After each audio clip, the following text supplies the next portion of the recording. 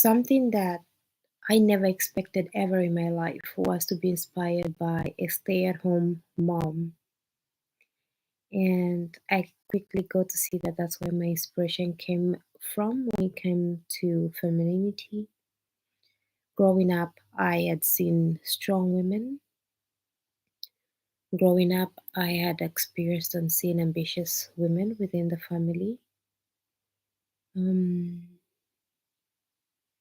fight, fighter kind of women, like I experienced that and I saw it.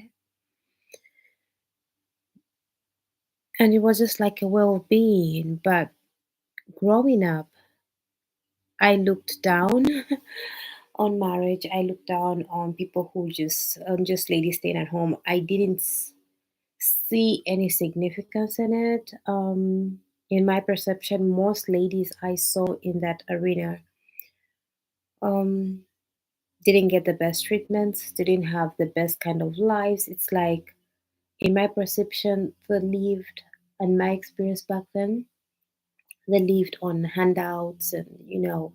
So my experience of ladies who were married and stay-at-home wives was very negative, not powerful. But growing up and studying from a place where I always used to be found with my dad, doing business and working, I found that liberating. I found that gave me a lot of opportunities that maybe other girls or my friends didn't have. And I enjoyed it to the max. Um, but being a mom now, and years later, I've come to get I've come to get to learn and get inspiration. Like the most inspiration ladies that and most powerful in my perception ladies that I've seen were stay-at-home moms and stay-at-home moms, and they have the time, the space, the freedom to create, to be, to do. And I've seen how, when it comes to the partners that they have, and when it comes to the men that they have as husbands, sons, they're there protecting and providing, and they never use their strength to fight any battles out there unless they just desire to. But it's like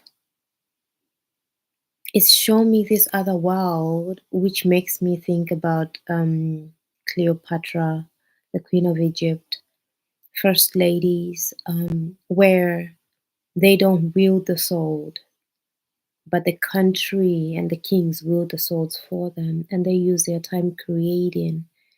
And with their softness, they have the strongest men tendering to them, using their strength. So they have strength which is far more than theirs, and to their disposal. And it's through their femininity, their softness, their charm.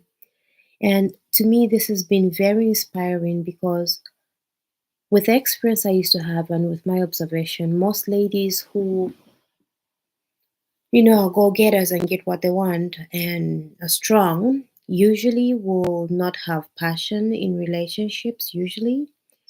And if they do have a man, the man has to be a little like subdued, like softer, because they are the masculine role in that relationship and they are the hammer. Um, and then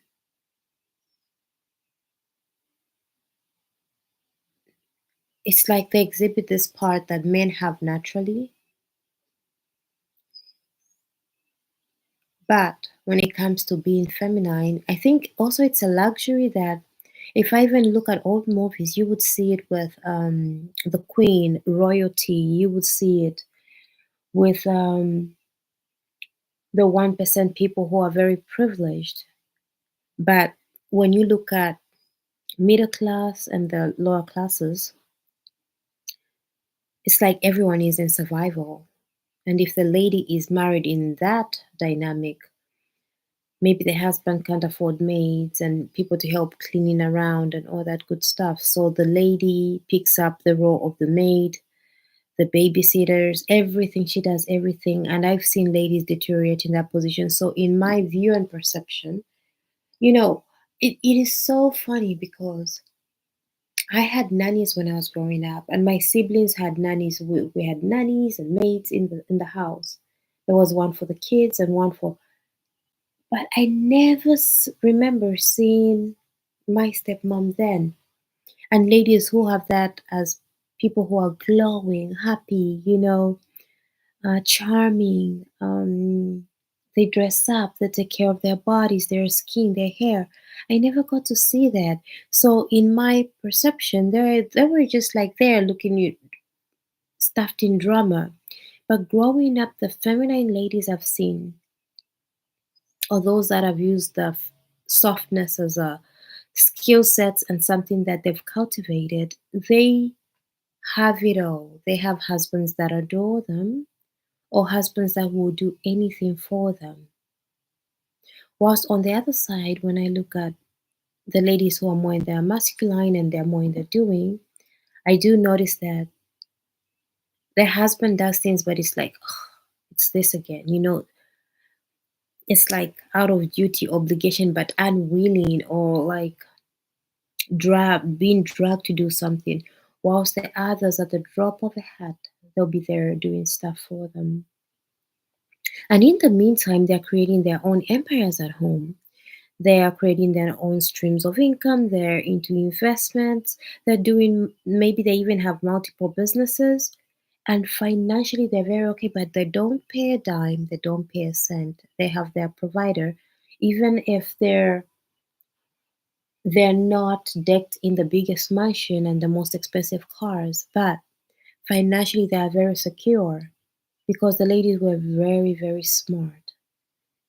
Very smart. And they use their soft skills of and their femininity, and I'm able to see how they get ravished in love. I'm able to see how men still like want to break their necks for them.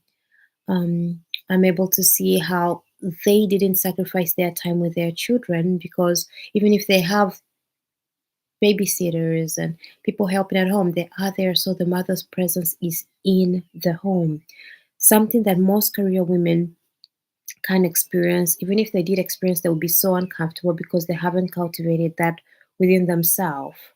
Like stillness bothers them, and stillness usually can only be done by people who are calm, who have self-love, self-acceptance, and it's like it's like a pillow stillness for them. But for the others who are always running in survival, when they stop stillness, it's like they have to face self, and it's like uncomfortable. It's like, I gotta get busy because I just can't sit. And sometimes they'll brag on that, but I'm just looking at all the missing pieces, saying, if you cannot stand even yourself and you cannot be there for your kids, how do you expect others to be there for you and experience you? You want love, you want intimacy, you want closeness, but you can't even stand yourself. So you're subjecting that self of yours for another person to stomach when you can't even stomach yourself. But with the feminine ladies, they love their free time. They could be locked up by themselves and doing their self care, doing their self development. They can be locked up learning, reading, doing many beautiful things, and they have the presence for their children. And I found that so inspiring. I wish more ladies would speak on this. The other thing that I see is not really mentioned is that when it comes to the ladies that I look up to, like I said, they are very financially secure because as the men were providing, they were creating their own with the excess that they had. And they're not begging for the man to be there because their man desired them. So on that one, they get it right. And they have it all. Obviously, they have their own issues and own challenges, but it's their creation. This is not the child wives I'm speaking about. I'm not speaking about the child wives or just they wear the outfit and then they're always just cooking and cleaning. I don't care what kind of outfit I have and how great my hair is done when it's done. I don't see myself doing the cooking every day. I, I don't see myself doing that. So the look and the aesthetic is not what I'm there for, but it's like being able to pull in a man that really, really desires the woman, and there is intimacy, there is connection, there is safety and security. At the same time, fully providing, and the woman has a space to create whatever she can. One other thing that I've noticed most ladies, and I'm going to share some names here that have inspired me, is when I look at them, they did not create these businesses usually in the first year, second year of marriage. They had their own time of ups and downs and all that good stuff. Ups and downs meaning that they're still trying to discover what they're going to launch and what they're going to create. And they didn't just get in the marriage and start thinking of creating, they settled into it, creating bonds, um, having babies, taking care of the babies. And then when they got bored and have some free time, they started creating their own um, wealth and stability. So one of the people is Elena Cardone. The first time I saw was the time she was a stay-at-home mom before she went into the whole real estate, EXP, and all that. She was a stay-at-home. When I watched her, that's the first time I saw, and I found it so inspiring because I think it also represented to me a man loving a woman just for loving her and choosing her, not for what she did, but just her beingness. You see what I'm saying? Being loved not for what you do or what a man can get from you, but how can I save this woman? How can I add to this woman's life and respecting her, not with what she brought at home? That I find so endearing. Not I found, I still find it so endearing. The other one is Shira Seven. Um, that's one of the smartest women I've seen, mother of all mothers. So smart, so wise, so deep. The other one is Mina Afan, the Universe Guru. Um, Shira, Universe Guru, yes. Elena Cardone. I'm trying to think of another one. I can't think of one another so far, but right now I'll speak of the three. And it is so beautiful to watch. And I don't just see the women and what they say, I watch their husbands and how they speak of them, their husbands and how much they still want to give to the wives, and they just adore them, and they chose them and they keep on re-choosing them. So I'm not speaking just from watching the women, but I've seen their husbands as well, how they speak of them, how they conduct themselves, their ethics. I'm like, oh my God, their values, so spot on. So I did receive inspiration, and I have received inspiration from um, places I least expected them, because before, when I was younger, being a housewife or just being a lady at home and married, I used to look down on it. Maybe because the people also who I used to see didn't have the results, didn't showcase power, didn't take care of themselves. You would go in with something and they would be like, oh, thank you. But it's not the kind of thank you where they're just pleasant. Like it's a rare thing for them to see good things. So I respected work. I respected making your own. But now when I can see the full picture from the feminine aspect, those ladies are so smart. And that is one of the biggest skill sets a lady can have, because that not only works for the woman's benefit, but feeds into the man's masculinity. That way, there is a balance in relationship and polarity. All right, so that's the video I wanted to talk about, just the inspirations in different places. I find sometimes when I'm looking for the best time, right time, I'm all dressed, all up, things will keep on coming in.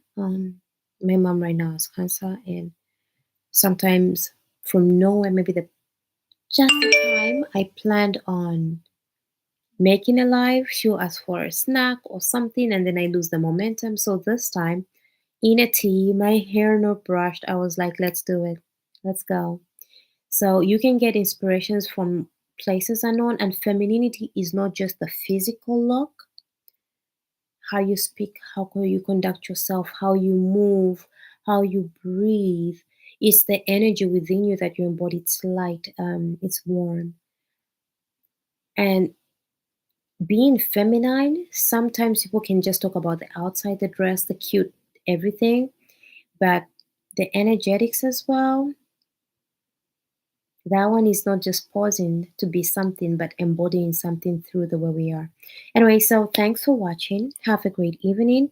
Please give me a like and leave a comment on some if there's something you resonate with. If you know someone who would enjoy this, share and subscribe to my channel. Thank you. Bye.